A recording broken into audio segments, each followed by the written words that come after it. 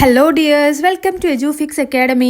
ഇന്നത്തെ വീഡിയോ എന്ന് പറയുന്നത് വളരെ സ്പെഷ്യൽ ആയിട്ടുള്ള ഒരു വീഡിയോ ആണ്. അതായത് നമ്മുടെ എക്സാം ഇങ്ങോട്ട് അടുത്തെത്തിയിട്ടുണ്ട്. അതായത് നമുക്ക് എക്സാം സ്റ്റാർട്ട് ചെയ്യുന്നത് ഡിസംബർ 1-നാണ്. അതുപോലെ നമ്മുടെ എൻഡ് ഡേറ്റ് എന്ന് പറയുന്നത് ജാനുവരി 14-ആണ്. അപ്പൊ ഇതിനിടയിലായിട്ടാണ് നമ്മുടെ തിയറി എക്സാമുകളൊക്കെ വരുന്നത്. പ്രാക്ടിക്കൽ എക്സാമുകൾ നമുക്ക് വരുന്നത് പിന്നീട് നമ്മുടെ റീജിയണൽ സെന്ററും അതുപോലെ തന്നെ നമ്മുടെ സ്റ്റഡി സെന്ററും തീരുമാനിക്കുന്ന ഒരു ഡേറ്റിലായിരിക്കും ഉണ്ടായിരിക്കുക. നിങ്ങൾ ആദ്യമായി ഇഗ്നോയുടെ എക്സാം എഴുതുന്ന ഒരാളാണ് എന്നുണ്ടെങ്കിൽ നിങ്ങൾക്ക് വേണ്ടിയിട്ടുള്ള ഒരു വീഡിയോ ആണിത്. ഇതിൽ നിങ്ങൾ ആദ്യമായി എക്സാമിന് പോവുകയാണെങ്കിൽ നിങ്ങൾ എന്തൊക്കെ കാര്യങ്ങൾ കൊണ്ടുപോകണം, എന്തൊക്കെ കാര്യങ്ങൾ കൊണ്ടുപോകാൻ പാടില്ല, എങ്ങനെയാണ് നിങ്ങൾ എക്സാം എഴുതേണ്ടത്, എത്ര ടൈമാണ് നിങ്ങൾക്ക് ഉണ്ടാവുക, എങ്ങനെയാണ് അത് മാനേജ് ചെയ്യുക, എത്ര പേജസ് ആണ് നിങ്ങൾക്ക് ഉണ്ടാവുക, അതുപോലെ തന്നെ നിങ്ങളുടെ പാസിംഗ് മാർക്ക് എത്രയാണ് വരുന്നത്, അങ്ങനെയുള്ള എല്ലാ ഡീറ്റെയിൽസും ഇതിൽ ഉണ്ടായിരിക്കും. അപ്പോൾ വീഡിയോ മുഴുവനായിട്ട് കാണുക. എക്സാം എന്ന് പറയുമ്പോൾ നമ്മൾ ആദ്യം തന്നെ സ്റ്റാർട്ട് ചെയ്യുന്നത് ഹാൾ ടിക്കറ്റിലാണ്. ഹാൾ ടിക്കറ്റ് എന്ന് പറയുന്നത് നമുക്ക് ഇഗ്നോയുടെ എക്സാം രജിസ്റ്റർ ചെയ്ത ആൾക്കാർക്ക്, എലിജിബിൾ ആയിട്ടുള്ള ആൾക്കാർക്ക് ഇഗ്നോയുടെ ഒഫീഷ്യൽ വെബ്സൈറ്റിൽ നിന്നും കിട്ടുന്ന ഒരു ഡോക്യുമെന്റ് ആണ്. ഈ ഡോക്യുമെന്റ് എടുത്തിട്ട് വേണം നമ്മൾ എക്സാമിന് പോകാൻ വേണ്ടിയിട്ട്. നമ്മുടെ എക്സാമിന് ഏകദേശം 1 വീക്ക് ബിഫോർ ആയിട്ടാണ് നമ്മുടെ ഈ ഒരു ഹാൾ ടിക്കറ്റ് നമ്മുടെ ഇഗ്നോ ഒഫീഷ്യൽ വെബ്സൈറ്റിൽ നിന്ന് നമുക്ക് ഡൗൺലോഡ് ചെയ്തെടുക്കാൻ പറ്റുക. ഈ ഒരു ഹാൾ ടിക്കറ്റിലാണ് നമുക്ക് വേണ്ട എല്ലാ കാര്യങ്ങളും ഉണ്ടായിരിക്കുക. അതായത് നിങ്ങൾ എത്ര എക്സാമിനാണോ അപ്ലൈ ചെയ്തിട്ടുള്ളത്, ആ എക്സാമിന്റെ ഡീറ്റെയിൽസ്, അതിന്റെ ഡേറ്റ് എപ്പോഴാണ് വരുന്നത്, അതിന്റെ ടൈമിംഗ് എങ്ങനെയാണ് വരുന്നത്, നിങ്ങൾക്ക് ലഭിച്ചിട്ടുള്ള എക്സാം സെന്റർ എവിടെയാണ്. ആദ്യമായി എക്സാമിന് പോകുന്ന ഒരാൾ ആദ്യം തന്നെ ചെക്ക് ചെയ്യേണ്ടത് അതാണ്, നിങ്ങൾക്ക് കിട്ടിയിട്ടുള്ള എക്സാം സെന്റർ എവിടെയാണ്, അതുപോലെ നമ്മുടെ എക്സാം ഡേറ്റ് ഏതൊക്കെയാണ് എന്നുള്ളത്. ചില എക്സാമുകൾ നമുക്ക് തുടർച്ചയായിട്ടുണ്ടായിരിക്കാം, ചില എക്സാമുകൾ കുറച്ച് ഡേ ഇടപെട്ടിട്ടായിരിക്കും ഉണ്ടായിരിക്കുക. അതൊക്കെ ഇഗ്നോയുടെ ഡേറ്റ് ഷീറ്റിൽ നിങ്ങൾക്ക് കാണാൻ സാധിക്കും. ഡേറ്റ് ഷീറ്റിന്റെ ലിങ്ക് താഴെ കൊടുക്കാം. അതിൽ നിങ്ങളുടെ സബ്ജക്ട് കോഡ് അടിച്ചു കൊടുത്ത് നിങ്ങൾക്ക് നിങ്ങളുടെ ഡേറ്റുകൾ എപ്പോഴാണ് വരുന്നത്, ഡേറ്റിന് ഇടവിട്ട് കിട്ടുന്നുണ്ടോ എന്നുള്ളതൊക്കെ നിങ്ങൾക്ക് ചെക്ക് ചെയ്യാം. അതല്ല ഹാൾ ടിക്കറ്റിൽ വന്നിട്ടാണെങ്കിൽ അതിൽ കൃത്യമായിട്ട് കൊടുത്തിട്ടുണ്ടാകും നിങ്ങളുടെ ഡേറ്റ്. നമുക്കിപ്പോൾ ഫൈനൽ ഡേറ്റ് ഷീറ്റ് വരാത്തത് കൊണ്ട് തന്നെ കൃത്യമായ ഒരു ഡേറ്റ് നമുക്ക് പറയാൻ വേണ്ടി സാധിക്കില്ല. ഇഗ്നോയിൽ എക്സാം എഴുതുന്ന ഒരാൾ നിർബന്ധമായും കൊണ്ടുപോകേണ്ട കുറച്ച് ഡോക്യുമെന്റ്സ് ഉണ്ട്. അതായത് നിങ്ങളുടെ ഹാൾ ടിക്കറ്റ്, അതുപോലെ നമ്മുടെ ഇഗ്നോ ഒഫീഷ്യലി നമുക്ക് തന്നിട്ടുള്ള ID കാർഡ്, അതുപോലെ തന്നെ പെന്ന്, പെൻസിൽ കാര്യങ്ങളൊക്കെ നമുക്ക് നിർബന്ധമായി നമ്മുടെ എക്സാം ഹാളിലേക്ക് നമുക്ക് കൊണ്ടുപോകാവുന്നതാണ്. ഇവിടെ പല കുട്ടികളും ചോദിക്കുന്ന ഒരു കാര്യമാണ് നമുക്ക് സയന്റിഫിക് കാൽക്കുലേറ്റേഴ്സ് യൂസ് ചെയ്യാവോ എന്നുള്ളത്. ഇഗ്നോ ഒഫീഷ്യലി പറയുന്നത് സയന്റിഫിക് കാൽക്കുലേറ്റേഴ്സ് യൂസ് ചെയ്യാൻ പാടില്ല എന്നുള്ളതാണ്. അതുപോലെ തന്നെ ഇലക്ട്രോണിക് ഗാഡ്ജറ്റ്സും നമുക്ക് നമ്മുടെ ഹാളിലേക്ക് കയറ്റാൻ പാടില്ല. ഇതിൽ തന്നെ വരുന്ന ഒന്നാണ് സ്മാർട്ട് വാച്ചുകൾ എന്ന് പറയുന്നത്. ചില സെന്റേഴ്സ് നമുക്ക് സയന്റിഫിക് കാൽക്കുലേറ്റർ യൂസ് ചെയ്യാൻ അനുവദിക്കുന്നുണ്ടെങ്കിൽ കൂടി നമ്മുടെ ഒഫീഷ്യലി പറയുന്ന ഒരു കാര്യം എന്ന് പറയുന്നത് സയന്റിഫിക് കാൽക്കുലേറ്റർ യൂസ് ചെയ്യാൻ പാടില്ല എന്നുള്ളതാണ്. നിങ്ങൾക്ക് അങ്ങനെ നിങ്ങളുടെ സബ്ജക്റ്റിന് കാൽക്കുലേറ്റർ യൂസ് ചെയ്യണം എന്നുള്ളതാണെങ്കിൽ നിങ്ങൾ 2 കാൽക്കുലേറ്റേഴ്സും കൊണ്ടുപോകുക, സയന്റിഫിക്കും കൊണ്ടുപോകുക, നോർമലും കൊണ്ടുപോകുക. നിങ്ങളുടെ സെന്റർ എന്താണോ അലോ ചെയ്യുന്നത്, നിങ്ങളുടെ ആ ഒരു എക്സാം സെന്റർ എന്താണോ അലോ ചെയ്യുന്നത്, ആ ഒരു രീതിയിൽ മാത്രം നിങ്ങൾ യൂസ് ചെയ്യുക. ഇനി നെക്സ്റ്റ് നിങ്ങൾക്ക് ഉണ്ടാകുന്ന ഒരു ഡൗട്ടാണ്, അതായത് എങ്ങനെയാണ് ഇഗ്നോയുടെ എക്സാമുകൾ ഉണ്ടാവുക, എങ്ങനെയാണ് അത് എഴുതുക, എങ്ങനെ എഴുതിയാലാണ് നമുക്ക് കൂടുതൽ മാർക്ക് സ്കോർ ചെയ്യാൻ പറ്റുക. ഇഗ്നോയിൽ നമ്മൾ എക്സാം എഴുതുന്നതിന് മുൻപായിട്ട് നമ്മൾ ചെയ്യേണ്ട ഒരു കാര്യമാണ് നമ്മുടെ പ്രീവിയസ് ഇയർ ക്വസ്റ്റ്യൻ പേപ്പേഴ്സ് ഒക്കെ ഒന്ന് ഡൗൺലോഡ് ചെയ്യുക എന്നുള്ളത്. അതായത് നമ്മുടെ ഇഗ്നോയുടെ ഒഫീഷ്യൽ വെബ്സൈറ്റിൽ തന്നെ നമുക്ക് previous year question paper download ചെയ്യാനുള്ള ഓപ്ഷൻ ഉണ്ട്. അതിൽ കുറേ വർഷങ്ങളിലെ ക്വസ്റ്റ്യൻ പേപ്പേഴ്സ് നമുക്ക് ഉണ്ടായിരിക്കും.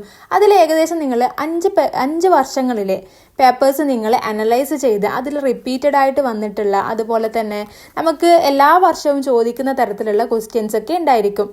അത് നിങ്ങൾ മെയിനായിട്ട് നോട്ട് ചെയ്ത് വെക്കുക.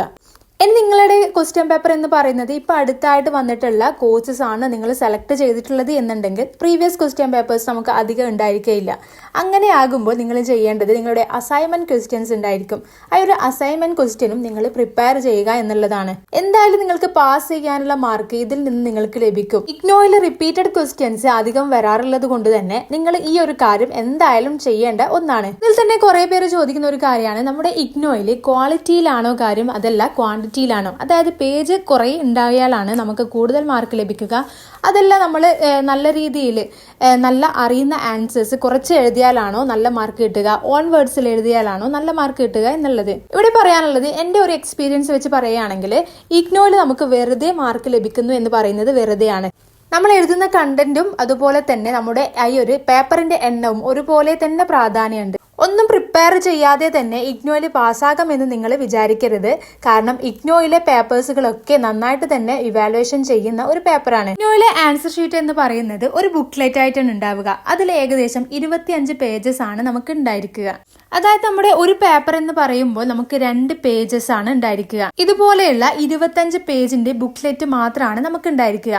അതിൽ കൂടുതൽ അഡീഷണൽ ആയിട്ട് നിങ്ങൾക്ക് പേപ്പർ വേണമെന്നുണ്ടെങ്കിൽ ഇഗ്നോയിൽ ലഭിക്കുന്നതായിരിക്കില്ല.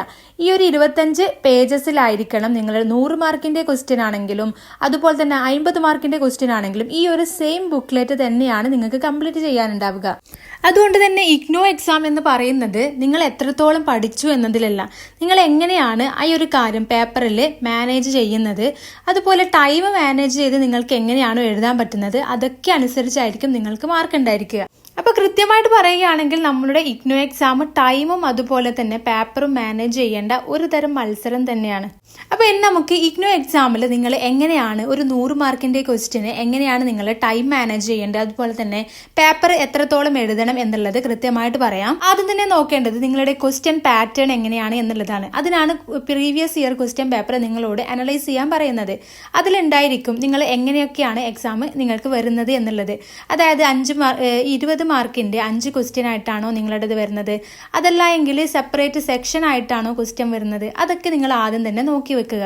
അതിൽ ഏറ്റവും കൂടുതൽ മാർക്ക് തരുന്ന ക്വസ്റ്റ്യൻ പാറ്റേൺ എത്രയാണുള്ളത്. ഇപ്പൊ 20 മാർക്കിന്റെ 5 ക്വസ്റ്റ്യൻ ഉള്ള ഒരു ക്വസ്റ്റ്യൻ പേപ്പറാണ് നിങ്ങളുടേതെങ്കിൽ നിങ്ങൾ ആ ഒരു 20 മാർക്കിന് എത്ര പേജസ് വരെ അല്ലെങ്കിൽ എത്ര ടൈം നിങ്ങൾ ആ ഒരു ക്വസ്റ്റ്യന് ചെലവാക്കണം എന്നുള്ളത് നിങ്ങൾ ആദ്യം തന്നെ മാനേജ് ചെയ്ത് പഠിക്കണം. കറക്റ്റ് പറയുകയാണെങ്കിൽ നമ്മുടെ 20 മാർക്ക് ക്വസ്റ്റ്യന് നമുക്ക് ഉപയോഗിക്കാൻ പറ്റുന്നത് 5 പേജസ് ആണ് ഉപയോഗിക്കാൻ പറ്റുക.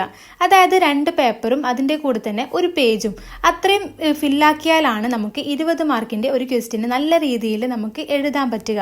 ആ ഒരു 20 മാർക്കിന്റെ എഴുതുമ്പോൾ തന്നെ നിങ്ങൾ ആദ്യം തന്നെ ഒരു ഇൻട്രൊഡക്ടറി പാർട്ട് എഴുതുക.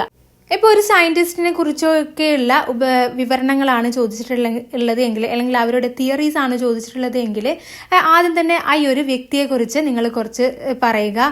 അതിനുശേഷം ആ ഒരു ശരിയായ സംഭവം എന്താണോ ചോദിച്ചിട്ടുള്ളത് ആ ഒരു കൃത്യമായ വിവരണം കൊടുക്കുക. പിന്നീട് അത് ഇലാബറേറ്റ് ചെയ്ത് ഓരോ പോയിന്റ് ആയിട്ട് നിങ്ങൾക്ക് എത്രത്തോളം ഇലാബറേറ്റ് ചെയ്ത് എഴുതാൻ പറ്റുമോ അത്രത്തോളം നിങ്ങൾ ഇലാബറേറ്റ് ചെയ്ത് എഴുതുക. ഇനി കൃത്യമായ ആൻസർ നിങ്ങൾക്ക് അറിയുമെന്നുണ്ടെങ്കിൽ അല്ലെങ്കിൽ ഓരോ പോയിന്റും നിങ്ങൾക്ക് കൃത്യമാണ് ശരിയാണ് എന്ന് അറിയുമെങ്കിൽ അതിനെ അണ്ടർലൈൻ ചെയ്യുക അല്ലെങ്കിൽ മാർക്കർ യൂസ് ചെയ്യുക.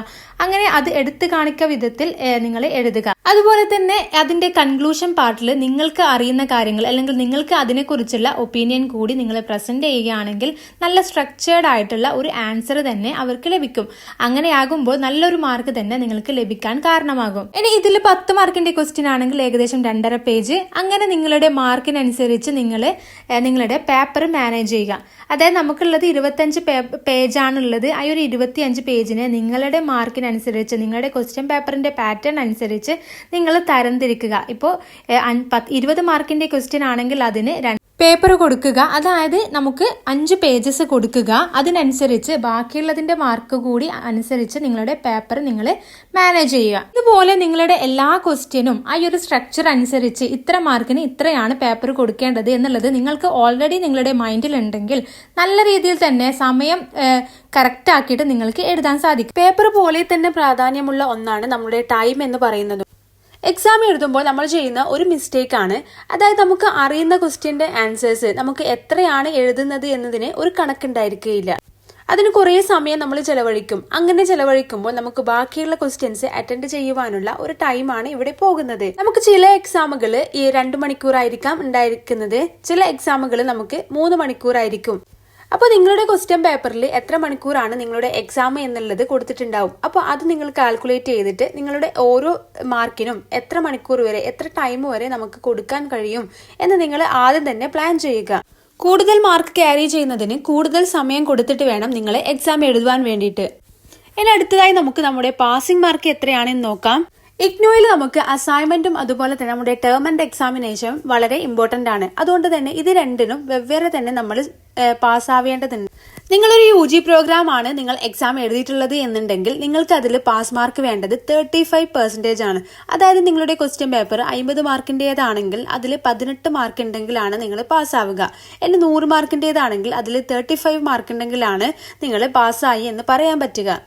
PGക്ക് ഇതിനേക്കാൾ കുറച്ചുകൂടി കൂടുതൽ മാർക്ക് നമുക്ക് ആവശ്യമാണ്. 40% ആണ് നമുക്ക് വേണ്ടത്. അതായത് 50 മാർക്കിന്റെ ക്വസ്റ്റ്യൻ ആണെങ്കിൽ നിങ്ങൾക്ക് അതിൽ 20 മാർക്സ് ഉണ്ടെങ്കിലാണ് നിങ്ങൾ പാസ്സാവുക. അതുപോലെ 100 മാർക്കിന്റെ ഒരു ക്വസ്റ്റ്യൻ ആണ് നിങ്ങൾക്കുള്ളത് എന്നുണ്ടെങ്കിൽ അതിൽ 40 മാർക്ക് ലഭിച്ചാലാണ് നിങ്ങൾ പാസ്സാവുക. എക്സാം നമ്മൾ എഴുതി അതിൽ നമ്മൾ പാസ്സാവുകയാണെങ്കിൽ പിന്നീട് നമുക്ക് അത് ഇംപ്രൂവ് ചെയ്യാനുള്ള ഒരു ഓപ്ഷൻ ഉണ്ടായിരിക്കുന്നതല്ല. ഇനി നിങ്ങൾ ഫെയിൽ ആവുകയാണെങ്കിൽ നിങ്ങൾക്ക് റീവാലുവേഷന് കൊടുക്കുകയോ അതല്ല എങ്കിൽ അടുത്ത സെമസ്റ്ററിൽ അടുത്ത സെഷൻ എന്ന് പറയുമ്പോൾ നമുക്ക് വരുന്നത് ജൂൺ 2026 ആണ്. ആ ഒരു സെഷനിൽ സാധാരണയായിട്ട് നമ്മൾ എക്സാം എഴുതാൻ വേണ്ടിയിട്ട് അപ്ലൈ ചെയ്യുന്നത് പോലെ തന്നെ അപ്ലൈ ചെയ്ത് നിങ്ങൾക്ക് ആ ഒരു സെഷനിൽ നിങ്ങളുടെ എക്സാമും ഫെയിലായ എക്സാമും അതുപോലെ തന്നെ നെക്സ്റ്റ് സെമസ്റ്ററിൻ്റെയോ അല്ലെങ്കിൽ നെക്സ്റ്റ് ഇയറിൻ്റെയോ എക്സാമുകളൊക്കെ നിങ്ങൾക്ക് എഴുതാവുന്നതാണ്. ആണ് നമ്മുടെ ഇഗ്നോ എക്സാമിനെ കുറിച്ചുള്ള ജനറൽ ആയിട്ടുള്ള കുറേ കാര്യങ്ങൾ. അപ്പോൾ നിങ്ങൾക്ക് ഈ വീഡിയോ യൂസ്ഫുൾ ആയെന്ന് കരുതുന്നു. യൂസ്ഫുൾ ആയെങ്കിൽ please subscribe to our channel and ഞങ്ങളുടെ വാട്സപ്പ് ഗ്രൂപ്പും അതുപോലെ തന്നെ ഇൻസ്റ്റാഗ്രാം ഫേസ്ബുക്ക് പേജുകളുടെ ലിങ്ക് താഴെ കൊടുക്കാം. നിങ്ങൾക്ക് ഫോളോ ചെയ്യാവുന്നതാണ്. അപ്പോൾ എല്ലാവർക്കും വീഡിയോ യൂസ്ഫുൾ ആയെന്ന് കരുതുന്നു. താങ്ക്